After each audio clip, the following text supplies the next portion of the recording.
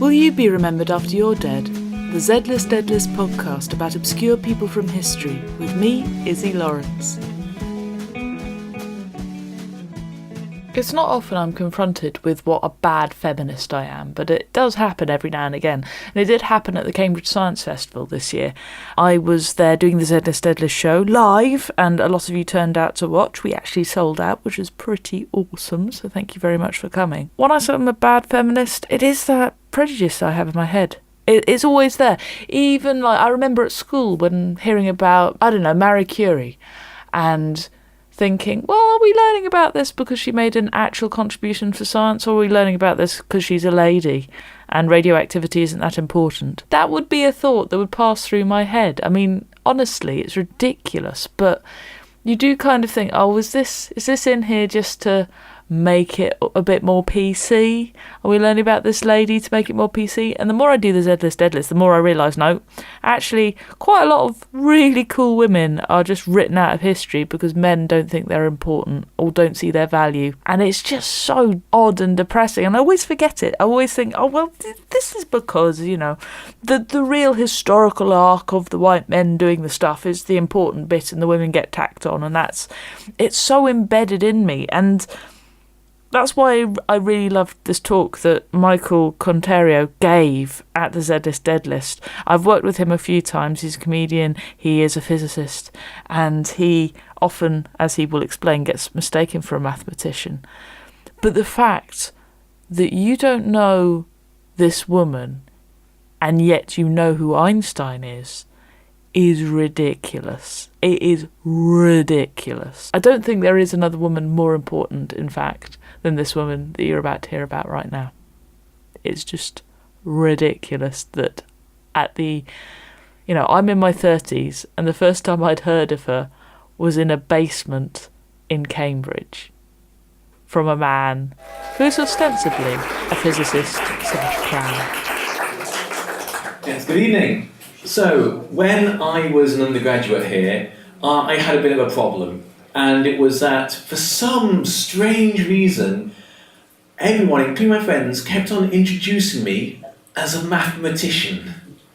I am not a mathematician. I did physics, and I was getting very annoyed about this. It just kept happening. And this was fine until I got to my third year of my physics course. And I discovered in one of the lectures my new favourite bit of physics. And to my horror, it turned out to be maths. It was a theorem called Noether's theorem by the German mathematician Emmy Noether. And it's really kind of this amazing, elegant, fundamental theorem. And basically what it says is that for any system in which there is a symmetry, there is a conservation law. This doesn't sound very exciting when you say it like that, but it basically covers all of physics, effectively. Because the universe has these symmetries, and because it's maths, when we talk about symmetries, we don't mean really the symmetries that normal people would talk about. So it's kind of like seeing something which has a line of symmetry down the middle, so it's reflected. Or you can rotate something, and you've got a triangle with 3 equal sides, you can rotate it, rotational symmetry. Those types of symmetries to mathematicians are boring. Instead, we have symmetries like the one which is saying, if we set up a situation, look at the laws of physics here, and we look at the laws of physics over here, if they're the same, that's a symmetry. And so we go, okay, so that's a symmetry. But then Emmy Noether showed that the fact that that is a symmetry means there must be something that is conserved that we can use in our calculations. And this one, the fact that laws of physics are the same in different places, gives you the laws of conservation of momentum. And the fact that another type of symmetry is basically which way you're facing. We are literally deriving laws of physics, going, the universe doesn't care which direction you look at it. And that gives you conservation of angular momentum. But there's one that's even more impressive, which is the universe doesn't care when you do the experiment either. So that's a symmetry of time. And that means that energy has to be conserved throughout the universe. And Hopefully you've all heard of the law of conservation of energy and vaguely from school. Interesting thing about that is that we kind of think of it as being kind of like Newtonian physics, kind of like your physics, that lots of stuff which was derived by Isaac Newton, except he didn't derive the conservation of energy at all in his Principia Mathematica. In fact, like so many men, he basically did half a job and left it for a woman to clear up later. Because a woman called Emily du Châtelet actually created a translation of the Principia Mathematica from Latin into French. And while doing it, went, this looks interesting, and basically derived conservation of energy herself while doing this. So yeah, you'll see this might be a bit of a running theme for famous male physicists later on. But what Emmy Noether basically derived all of this, and it's so beautiful and elegant because it's just something where we work out something about the universe by all the stuff that we can ignore. And I think that's amazing. I love it because when I see a good piece of art, I see an amazing painting, or I hear some amazing music, I look at it and go, I have no idea how you can do that as a human being. That is far too amazing for me. But because this was in a physics course and we'd done the maths before, I could look at it and go, I could never derive this on my own, but I can at least follow the steps. And so I can at least somehow connect with this. This is basically the physicist equivalent of tracing the Mona Lisa.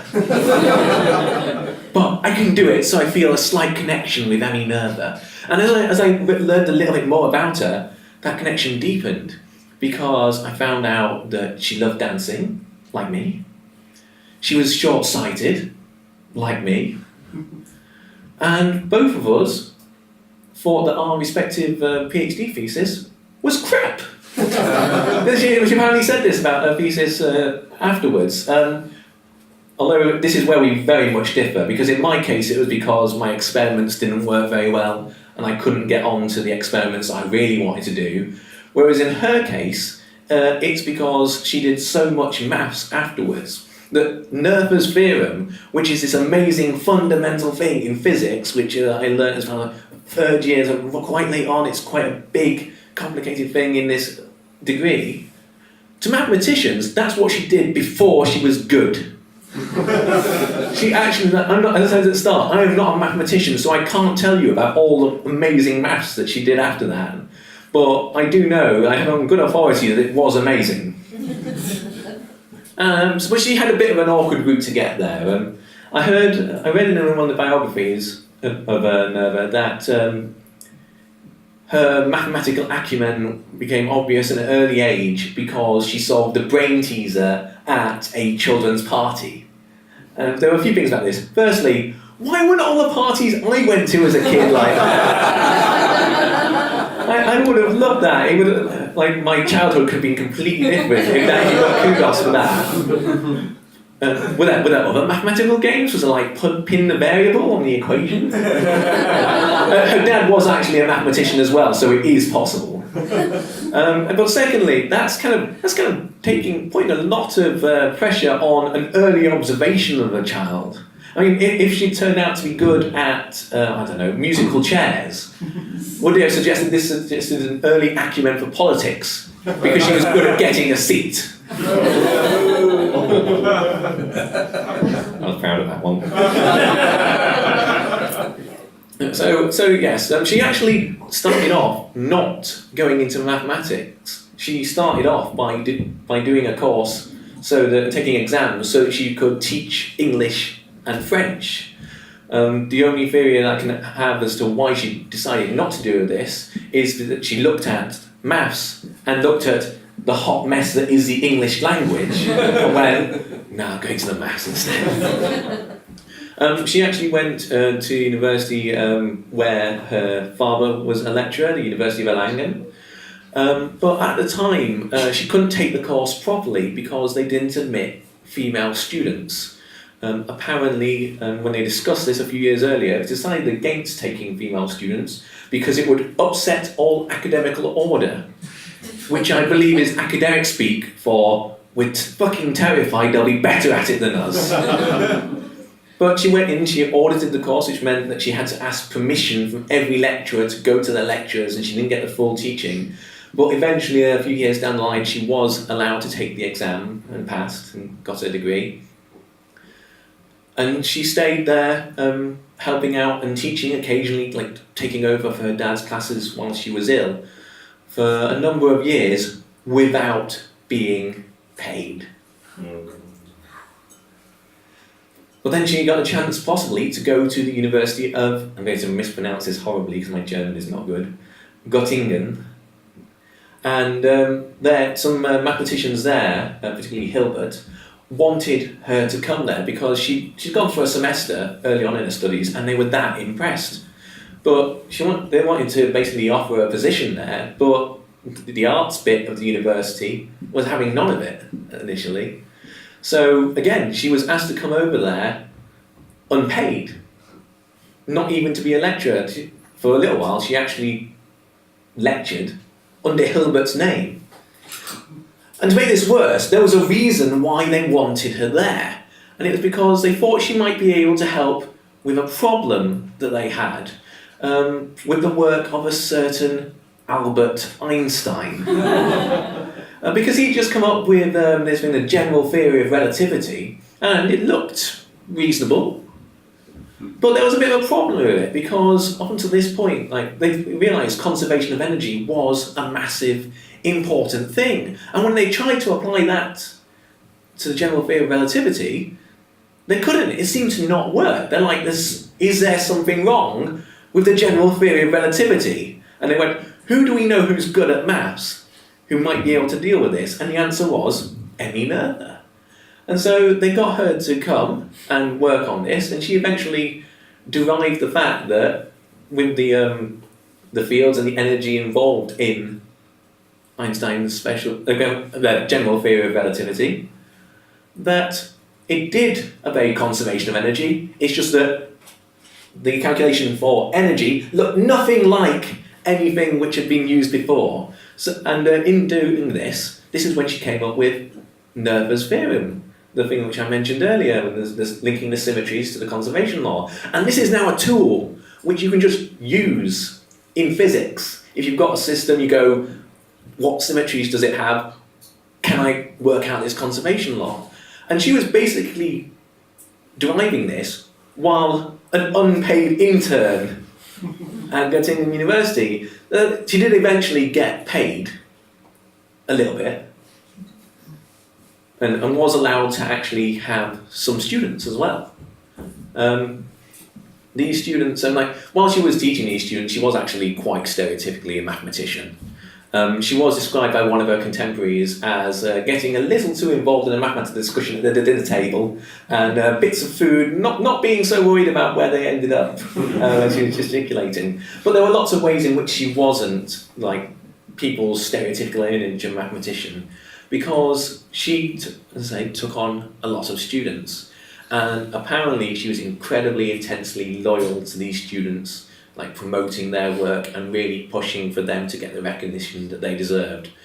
She had a female student called, again, I'm not sure I'm going to pronounce this right, Greta Hermann, who went on to do some really interesting work in quantum physics, who described Emmy Noether as her dissertation mother. And like, she had a whole bunch of other people there as well who got collectively known as Noether's boys, who went on and did good work in maths as well. So she was basically almost a perfect academic, in that she was not only did amazing work herself, she got amazing work out of some people. She wasn't for everyone. Some people turned up to one of her lectures and had to walk out half an hour later because they couldn't follow it. It was too much for them. One of the other students apparently described it as like the enemy being driven out. But she did all these things, and it was brilliant, until this being Germany in the 1930s, and her coming from a Jewish family, she had to leave Germany rather sharpish. Luckily, she got a place in a university in the US, a women's college called Bryn Mawr, and worked there, but sadly only for 2 years before she died from an ovarian cyst.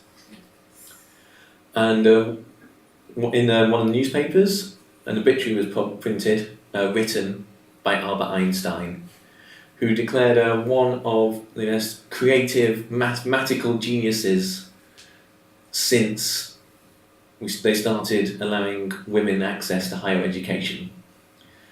Which sounds lovely at first thought. And then you actually think about it a bit more, and you think, you've just erased all the struggles she went to actually get admitted into higher education in the first place there.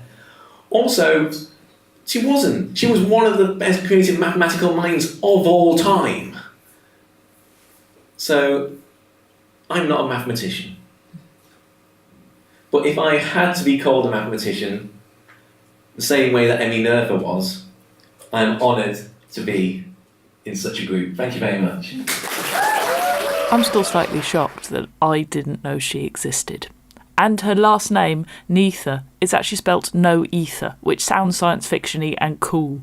But if you want to find out more about Michael Conterio, he does lots of shows around Cambridge. It's variableshows.wordpress.com, so that is variableshows.wordpress.com is his website. I'll leave a link to him in the show notes, but it's definitely worth checking out. You've been listening to the Z-List Ed-List podcast with me, Iszi Lawrence. To find out more, please visit izzi.com, that is ISZI.com. To support the show, share this episode with your friends, with your family, with anybody you care to mention, but particularly on social media. Leave us a review on iTunes, as this helps more people find the show. I will see you in a bit.